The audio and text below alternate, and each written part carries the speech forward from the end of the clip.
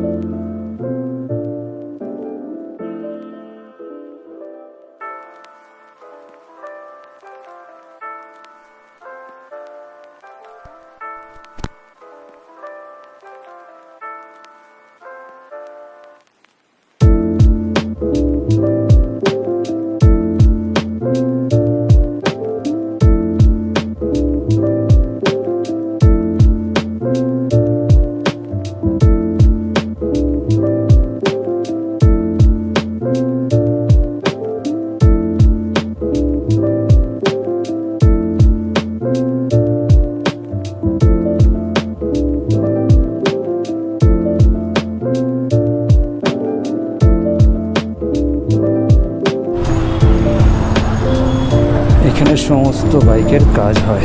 এইভাবে রাখবো, ব্যাক করে রাখবো। আচ্ছা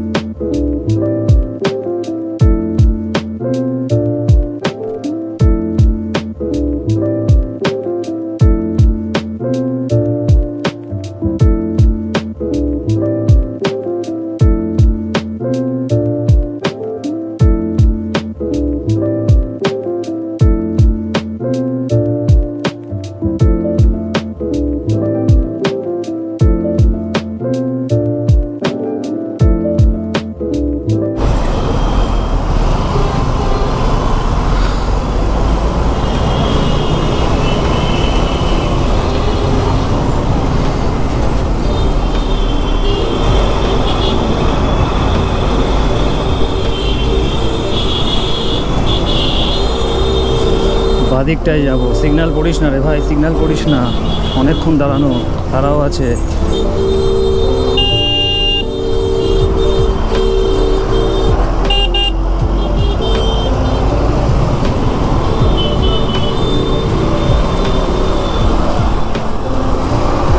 কমপ্লিটেড।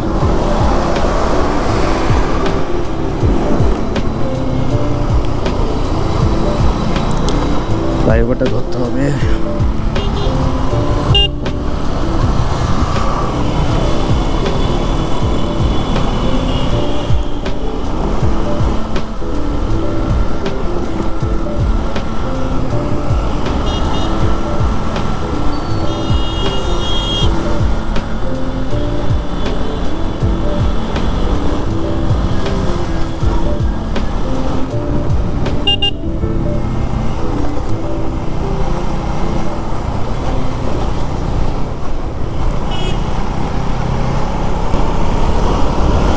মোটামুটি আমার গাড়ি যেটুকু কাজ বাকি ছিল মোটামুটি সব কাজ হয়ে গেছে, কিন্তু একটা কাজ এখনও বাকি আছে, যেটা হচ্ছে গিয়ে গাড়িটা যদি ডান দিক বা বাঁদিকে যদি পড়ে যায়, তার যে ক্র্যাশ গার্ড, ওই ক্র্যাশ গার্ডটা এখনও আমার গাড়িতে এখনও বাকি আছে।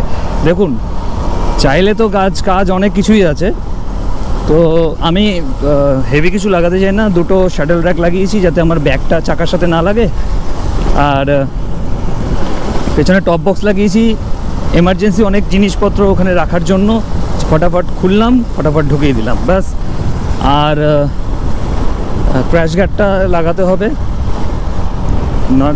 নর্মালি ওই লেগ গার্ড আছে, ও লেগ গার্ড নয়, ওটাও ক্র্যাশ গার্ড, মানে ছোট একটা আছে।